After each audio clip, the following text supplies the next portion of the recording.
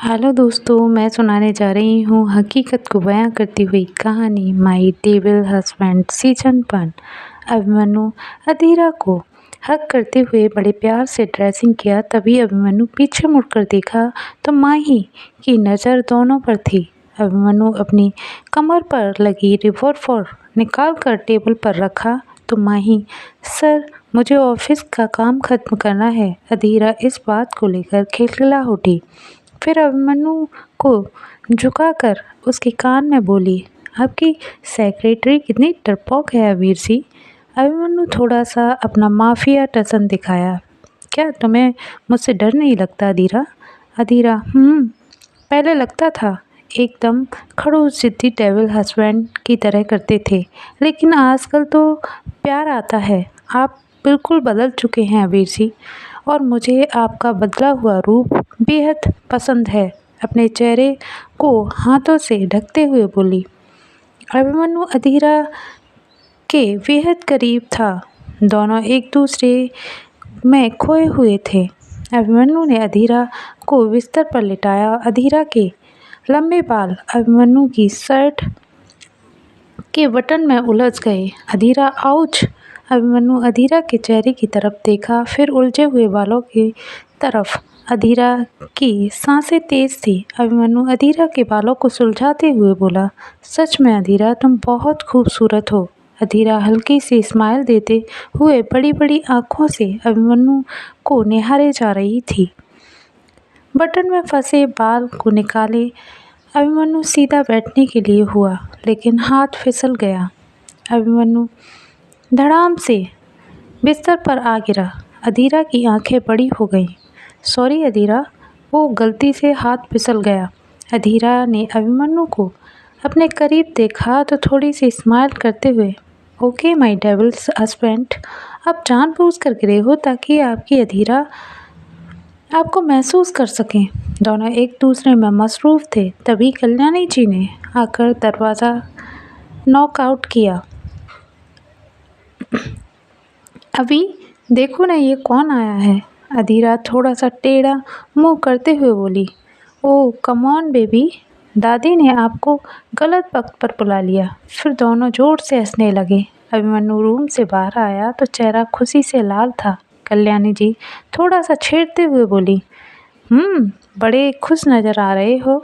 अभिमन्यु के चेहरे पर शर्म की झलक दिखाई देने लगी। नक्षत्र पीछे रहने वालों में से कहाँ था, टांग खिंचाई करने लगा।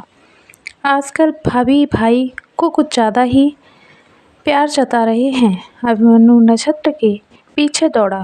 तू रुक, तुझे तो मैं अभी बताता हूँ। तभी ऋषि प्रताप से टकराया। अभिमन्यु ने अपनी नजरें उठाकर ऋषि प्रताप को देखा तो शॉक्ड रह गया। अब चेहरे से खुशी गायब होने में एक सेकंड नहीं लगा। आपको अंदर किसने आने दिया मिस्टर ऋषि प्रताप सिंह? ऋषि जी शांत होकर खड़े थे, जैसे उनके मुंह में दही जम गया हो। अभिमन्यु का गुस्सा सातवें आसमान पर पहुंच गया। बोलिए ना, चुप क्यों हैं? पैसों की ज़रूरत है? कंपनी लॉस में हो गई? फिर अधीरा को मारने की कोई दूसरी साजिश है? बोलिए ना, क्यों आए यहाँ पे?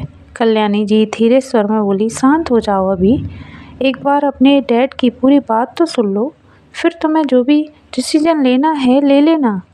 ओ कम ऑन दादी, पहले तो अभी आपने जो कहा फिर दोहराना मत कभी प्लीज़। मैं इन्हें ऋषि प्रताप सिंह चौधरी के नाम से जानता हूँ बस, और ये मेरे डैड तो उसी दिन मर गए थे जिस दिन मेरी माँ को इन्होंने और तनीषा गोयनका ने मिलकर मारा था।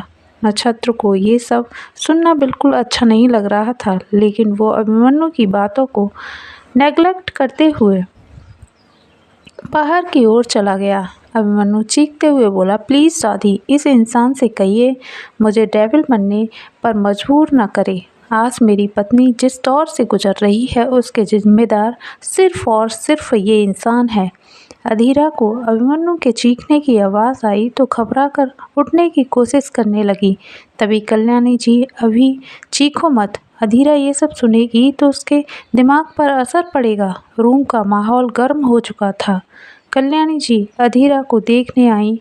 उसने कुछ सुना तो नहीं। माता रानी तेज कदम लेते हुए, तुम यहाँ क्या कर रही हो? कैसी हो अधीरा? तुम उठने की बिल्कुल ज़रूरत नहीं है। अधीरा हजार सवाल मन में लिए दादी की तरफ देखी। कल्याणी जी ने अधीरा को बिस्तर पर लेटाया। सॉरी अधीरा, वो बाहर कोई आया था। तो अभिमन्यु को तो तुम अच्छी तरह से जानती हो, जल्दी ओवर रिएक्ट करने लगता है। लेकिन अब सब कुछ नॉर्मल है, झूठी मुस्कुराहट दिखाते हुए बोली। अधीरा शांत होकर बिस्तर पर वापस लेट गई। कल्याणी जी का ध्यान बाहर की तरफ था। अधीरा के लेटते ही बाहर जाने लगी। पीछे से अधीरा ने कल्याणी जी का हाथ पकड़ लिया। प्लीज़ दादी, कुछ देर मेरे पास बैठिए ना, मन बहुत घबरा रहा है। कल्याणी जी का ध्यान बाहर की ओर था। बाप बेटे के बीच तलवारें खिंच चुकी थीं। बस एक दूसरे में खौफना बाकी था। क्या करूं, मन ही मन बड़बड़ाई। हे माता रानी, सब ठीक करना, वरना बहुत बड़ा अनर्थ हो जाएगा। अधीरा कल्याणी जी के हाथ पर हाथ रखते हुए बोली। क्या हुआ दादी, आप परेशान लग रही हो? नहीं बेटा, तुम्हारे बारे में सोच रही थी। बात को टालते हुए बोली। अच्छा, तुम क्या खाओगी? आज मैं अपने हाथों से तुम्हारे लिए कुछ अच्छा बनाऊंगी। ये सुनते ही अधीरा की आंखों में खुशी की चमक आ गई। सच में दादी? लेकिन अभीर जी को अच्छा नहीं लगेगा आपको इस उम्र में परेशान करना। तभी ऋषि प्रताप ने अपनी तेज आवाज में कहा, चुप हो जाओ, बहुत सुन ली तुम्हारी बकवास, अब एक और लफ्ज नहीं। अधीरा और कल्याणी जी का ध्यान बाहर की ओर था। अधीरा टकटकी लगाए बाहर की ओर देख रही थी। अभिमन्यु अपने डैड ऋषि प्रताप से बहस किए जा रहा था। तभी ऋषि प्रताप गुस्से से तिलमिला उठे और अपनी बुलंद आवाज़ में अभिमन्यु को चुप होने के लिए बोले। अभिमन्यु अधीरा के बारे में सोचकर एकदम शांत हो गया। कुछ हुआ नहीं। माहौल गर्म हो चुका था, लेकिन अभिमन्यु धैर्य रखते हुए बोला, सॉरी ऋषि प्रताप सिंह चौधरी, अभी आप यहाँ से जा सकते हैं। मैं कल चौधरी हाउस आकर आपसे बात करूँगा। ऋषि प्रताप कुछ बोलते उससे पहले ही नक्षत्र, प्लीज़ डैड प्लीज़, अब आपको यहाँ से जाना चाहिए। ऋषि प्रताप की आंखें बड़ी हो गईं, फिर इधर उधर देखे और सनसनाते हुए बाहर की ओर कदम बढ़ा लिए, जैसे कुछ हुआ ही न हो। नक्षत्र ने पानी का गिलास अभिमन्यु के हाथ में थमाते हुए कहा, प्लीज़ भाई छोड़िए ना, ये सब ठीक नहीं है। आपको पता है ना भाभी की हालत कितनी ख़राब है, वो ये सब सहन नहीं कर पाएंगी भाई। अभिमन्यु ने नक्षत्र का हाथ पकड़ते हुए अपनी ओर खींचा और गले से लगा लिया। सॉरी नक्षत्र, आई एम रियली सॉरी। नक्षत्र, ओके, अब छोड़िए भी, भाभी के पास जाइए, उन्हें आपकी बेहद ज़रूरी है। अभिमन्यु हल्की सी स्माइल देते हुए रूम की तरफ बढ़ा। देखा तो कल्याणी जी अधीरा के सिर को सहला रही थीं। अधीरा अपनी आंखें बंद किए हुए लेटी थी। अभिमन्यु ने दादी को इशारा किया, आप रेस्ट कीजिए दादी। कल्याणी जी धीरे से उठी। अधीरा ने के सिर के तकिए पर रखा। अभिमन्यु अधीरा के पास आकर उसके बालों को संवारते हुए बोला, अधीरा तुम ठीक तो हो ना? अधीरा हल्की सी स्माइल देते हुए बोली, आपको क्या लगा मुझे पता नहीं चलेगा अभीर जी? अभिमन्यु, अरे वाह, तुम्हें आंखें बंद करके भी दिखाई देता है। अधीरा थोड़ा सा अभिमन्यु की तरफ खिसकते हुए करीब आई, फिर अभिमन्यु की तरफ देखते हुए बोली, आप ठीक तो हो ना वीर जी?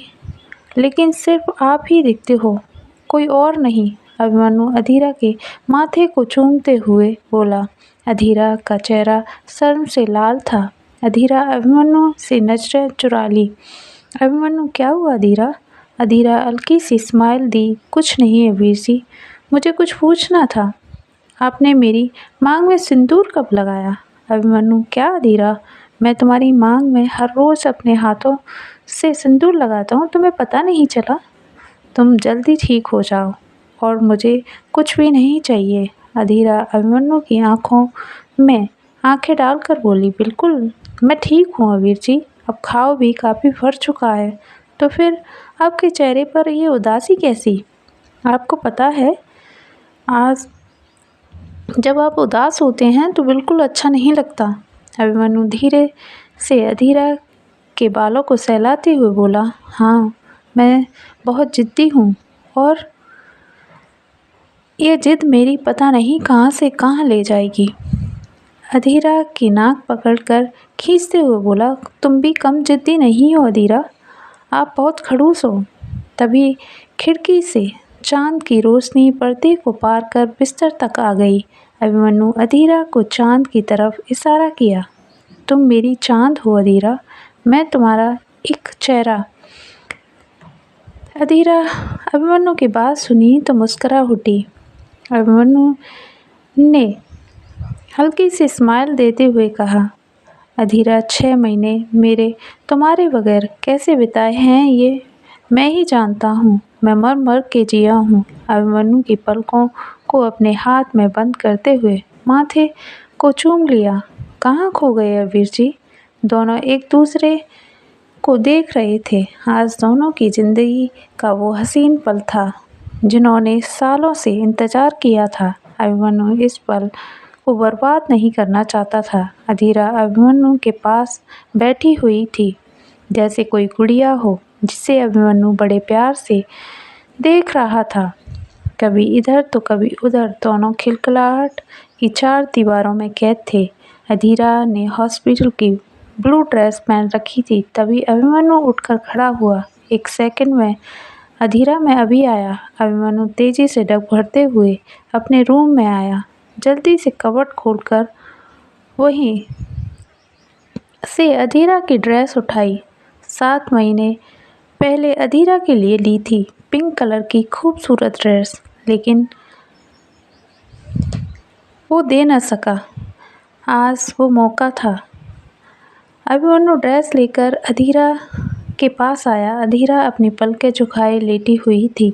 अभिमन्यु ने ड्रेस अधीरा के सामने लाकर रखी। अधीरा ड्रेस उठाकर देखी तो जोर से हंसने लगी।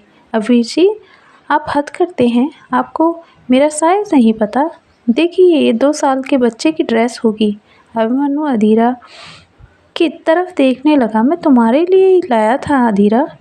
ड्रेस को खोली तो वो सचमुच बेहद खूबसूरत थी। अधीरा के चेहरे पर बड़ी सी चमक आ गई। वाह वीर जी, ड्रेस बहुत खूबसूरत है, लेकिन मैं अभी नहीं पहन सकती ना। अभिमन्यु थोड़ा सा मुंह बनाते हुए, तुम लड़कियां कितनी नकचड़ी होती हो ना, ये बात सबको पता है, लेकिन मुझे आज पता चला है। अधीरा शर्माते हुए अभिमन्यु की ओर देखी। आप इधर उधर की बातें छोड़िए अबीर जी और चांद की रोशनी को देखिए, माहौल कितना खुशनुमा बना रही है। अभिमन्यु ने अधीरा को धीरे से घुमाया और पलटकर सो गया। अधीरा पलटकर अभिमन्यु को देखी तो वो सो चुका था। अधीरा मुस्कुराते हुए बड़बड़ाई, आप सोते हुए भी कितने अच्छे लगते हो हबीर जी। फिर सीधा होकर लेट गई और सोने की कोशिश करने लगी। दिल खुशी से झूम रहा था। मन में हजारों सवाल उथल पुथल मचा रहे थे, लेकिन अभिमन्यु घोड़े बेचकर सो चुका था। अधीरा अपने ख्यालों की दुनिया में खोई हुई थी। तभी किसी ने आकर उसके ऊपर वार किया। आखिर वो शख्स कौन था? जानने के लिए सुनते रहिए अगले पार्ट में। ये पार्ट कैसा लगा लाइक कीजिए, कमेंट कीजिए, चैनल को सब्सक्राइब कीजिए। धन्यवाद।